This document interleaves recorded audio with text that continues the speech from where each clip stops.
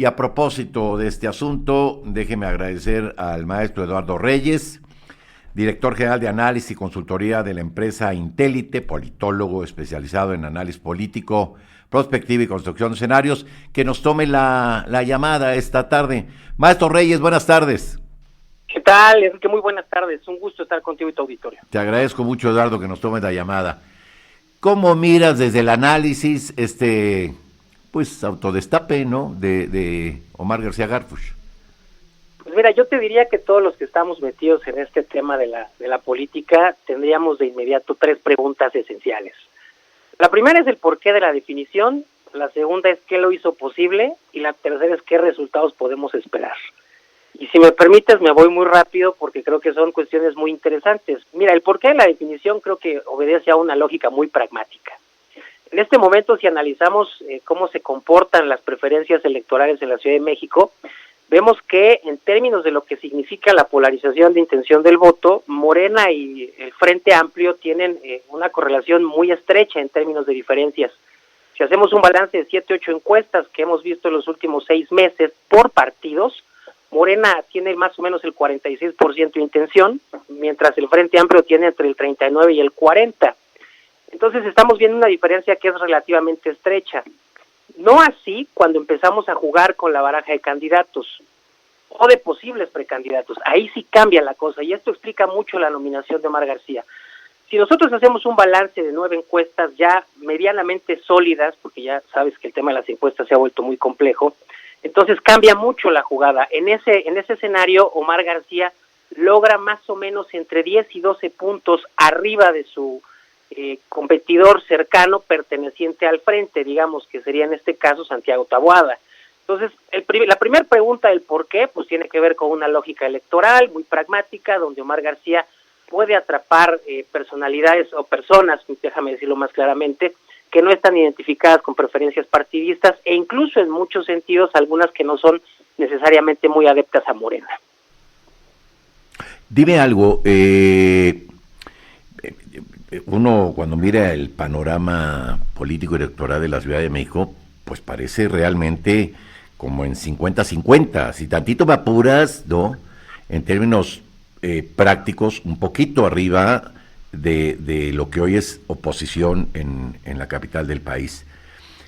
Mencionas este tema que personalizando la candidatura con Omar García Harfuch se dispara. Yo te pregunto si eso tiene que ver con la cercanía con Claudia Sheinbaum o también tiene que ver con, digamos, esta herencia política, ¿no?, que viene del abuelo, del general García Barragán, de su padre, García Paniagua, y que él ha también podido cosechar y brillar con luz propia en su propio entorno. ¿O es una mezcla de todo esto, Eduardo?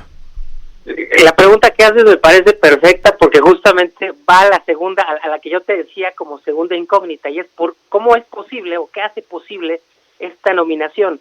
Y creo que justamente lo estás refiriendo con mucha precisión. Hay 3 cosas que lo hacen viable. Uno es justamente la cercanía, que me parece que es muy evidente con la jefa de gobierno. Este tema del bastón de mando, que tiene muchos simbolismos, de alguna forma tiene que ser analizado, me parece, con mayor seriedad, porque creo que los medios y nosotros como estudiosos de la política no hemos visto los factores adyacentes a ello. Déjame ser muy claro.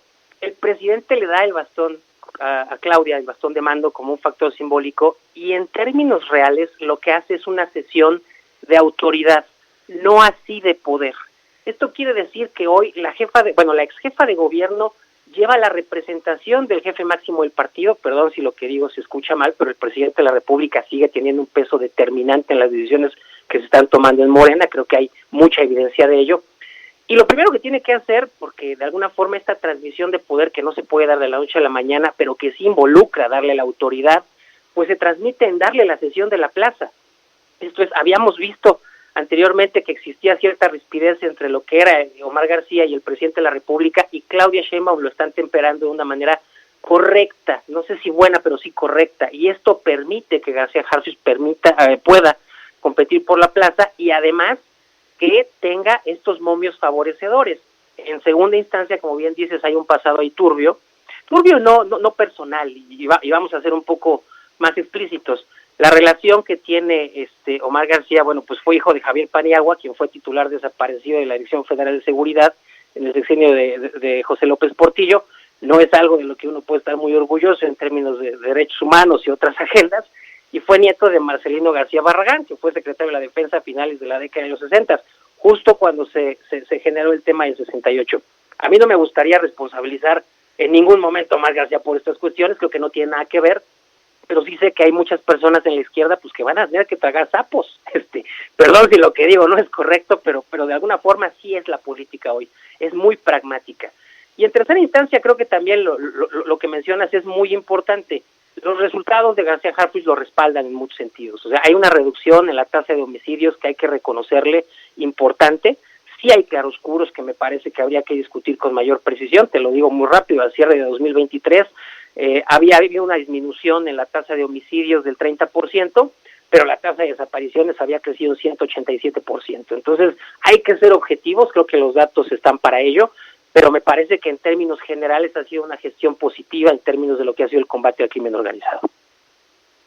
Maestro Reyes, en este medio minuto que me queda, te preguntaría, ¿no ves otros actores políticos? Mencionabas a Santiago, mencionas a Omar, ¿no ves otros actores políticos de peso? Bueno, creo que el problema tiene que ver con la definición que el Frente hizo cuando definió que Xóchitl Gálvez fuera candidata presidencial. Era una candidata muy sólida para la Ciudad de México, tenía, positivos muy altos. Se generó un vacío que se ha tratado de llenar por parte del Frente. Yo creo que Acción Nacional tiene la mano, me parece que lo de Santiago está muy cocinado. También creo que Clara Brugada podría tener lo que Omar no tiene, y con esto yo cerraría. Clara tiene un grupo político, Omar no lo tiene, cuidado con ello. Omar no es un político, mucha gente lo ve como algo positivo, pero eso también tiene costos elevados. Y no quiero ser catastrofista, pero recordemos que el último personaje que no pertenecía a la casta, si se quiere, este concepto que se está usando tanto hoy, y que fue jefe de gobierno, fue procurador en su momento y solo pasó a la historia por pintar los taxis de rosa. Se llamaba, para no poner nombres, pues su apellido era Mancera. Pues ahí está, pues. Eduardo, muchas gracias por ayudarnos a entender este asunto, y pues ojalá podamos seguir contando con tus reflexiones y con tu análisis en lo futuro. Bueno, para mí fue un gusto y estaremos en contacto. Un abrazo, Eduardo. Eduardo Reyes, director general de análisis y consultoría de Intélite.